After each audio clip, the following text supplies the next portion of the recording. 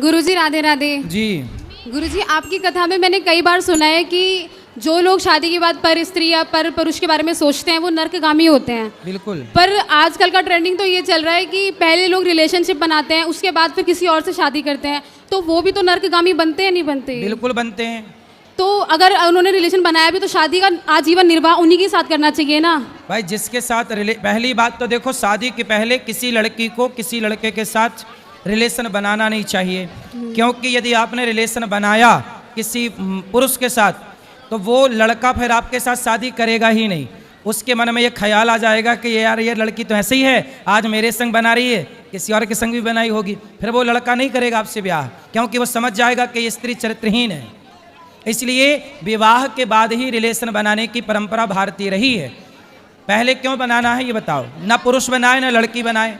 लेकिन अगर जो रहते हैं, अगर वो फिर पर किसी और से मतलब दोनों लोग अलग अलग शादी करते हैं तो वो नर्कगामी होते हैं या नहीं? बिल्कुल वो नर्कगामी है ही, मतलब वो पाप तो है ही ना, गलत तो कर ही रहे हैं वो। चलो जमाने के आगे सच्चे बनेंगे, अच्छे बनेंगे, लेकिन खुद की आंखों से आंखें मिला पाएंगे? खुद से नजरें मिला पाएंगे? वो कह पाएंगे कि मैं पतिव्रता नारी हूँ? वो स्त्री कह पाएगी कि मैं पतिव्रता हूँ? वो पुरुष कह पाएगा कि मैं चरित्रवान हूँ? नहीं कह पाएगा। दूसरों से झूठ बोला जा सकता है बेटा, खुद से झूठ नहीं बोला जा सकता।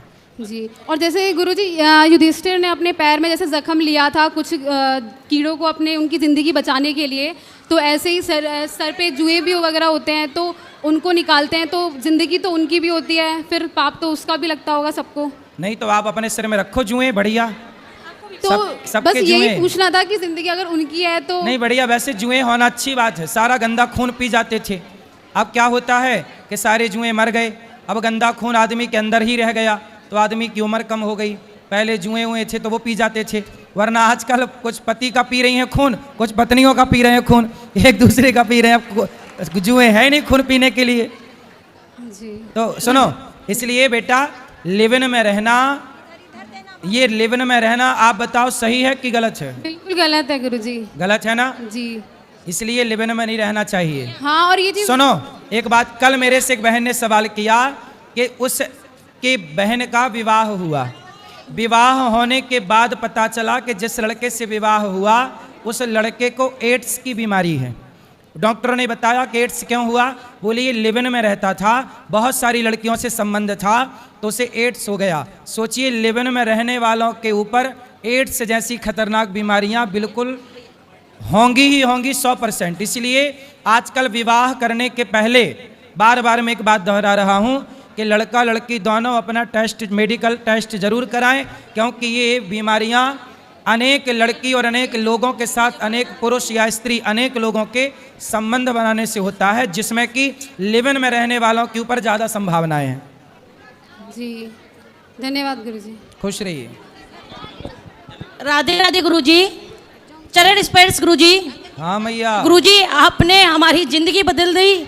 गुरुजी मैं आपके पास 2022 में आई थी, मैंने पहली बार में गुरु अन्नक्षेत्र करवाया था संतों का।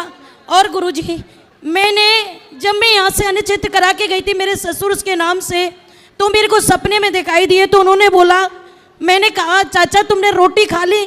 उन्होंने कहा था कि हाँ खा ली, 2 रोटी मैंने खा ली, 2 रोटी श्रीमन नारायण ने खा ली, 2 रोटी सुदामा ने खा ली। मुझे ऐसे उन्होंने सपने में दिखाया, तो मैंने कहा ठीक है पिताजी, बहुत अच्छी बात है। इतना कह के वो मुझे दिखाई नहीं दिए। तो गुरुजी जब आपने कथा में बोला था, कई लोग कहते हैं कि ना कि भोलेनाथ को जाके और हनुमान चालीसा नहीं सुनानी चाहिए, लेडीज नहीं सुनाती है, लेकिन गुरुजी मैं जब से यहाँ से गई ना उसके बाद मैंने सुबह में और मेरा पति हम दोनों इतने भक्त हो चुके हैं गुरुजी कि मैं आपको कुछ बता नहीं सकती। गुरुजी रात और दिन टीवी देखते देखते रोते रहते हैं गुरुजी, और मैं सुबह 4 बजे उठ जाती हूँ गुरुजी। 4 बजे उठ के नहीं मैं गुरुजी शिव जी के मंदिर पहुँच जाती हूँ सेवा पूजा में, और 5:10 पे मैं उनको हनुमान चालीसा सुना देती हूँ गुरुजी। सही है। मेरा ये कहना है गुरुजी कि मैं ये जो शिव जी भगवान को मैं हनुमान चालीसा सुनाती हूँ, क्या गुरुजी ये सही है क्या? बिल्कुल सही है गुरुजी। जब से मैं सुनाने लगी हूँ ना गुरुजी, तब से गुरुजी मेरी जिंदगी बहुत बहुत बदल गई गुरुजी। एक सेकंड गुरुजी, आज मेरे पति का एक क्वेश्चन है, एक सुन लो, आप सुनाएंगे? एक सेकंड, मेरा पति आपको सुनाएंगे। गुरुदेव प्रणाम जी। चरण स्पर्श। खुश रहिए गुरुदेव। मैंने जब आप कथा सुना रहे थे तो एक क्षण के लिए बिहारी जी के दर्शन किए थे आपने। जी आपने बिहारी जी के दर्शन किए थे और बस एक पल के लिए देखा था आपने, बिहारी जी के दर्शन हुए थे गुरुदेव। खुश जय रहिए। श्रीमान नारायण। जय श्रीमन नारायण। राधे राधे गुरु जी। जी राधे राधे गुरु। पहले तो हम बड़े धन्यवादी हैं जो आप तरावड़ी शहर में पधार रहे हैं। हमारे ऊपर राधा रानी की बहुत कृपा है, बांके बिहारी की बहुत कृपा है जो सतगुरु हमारे शहर में आएंगे। बहुत आंखें आपका इंतजार कर रही कौन हैं। से शहर से हैं? तरावड़ी शहर से जी। तरावड़ी हमारे हैं? हाँ जी आ रहे हैं, ठीक है। तो गुरु जी मेरा ये प्रश्न है, जैसे संत महात्मा कहते हैं भाई कभी भी मंदिर में हम आए तो साधारण कपड़े डाल कर आने चाहिए और अच्छे वस्त्र डाल कर आने चाहिए। गुरु जी जैसे हम मंदिर में आते हैं अभी भी कुछ लोग माता पिता भी साथ होते हैं और अच्छे कपड़े डालकर नहीं आते, उसमें माता पिता का दोष है या बच्चों का दोष है? उसमें किसको दोष लगेगा? कपड़े का कोई सवाल नहीं है, भाव होना चाहिए। मंदिर जाओ तो भाव अच्छे हो, कपड़े ठीक। अच्छे हो ना हो, कोई दिक्कत नहीं।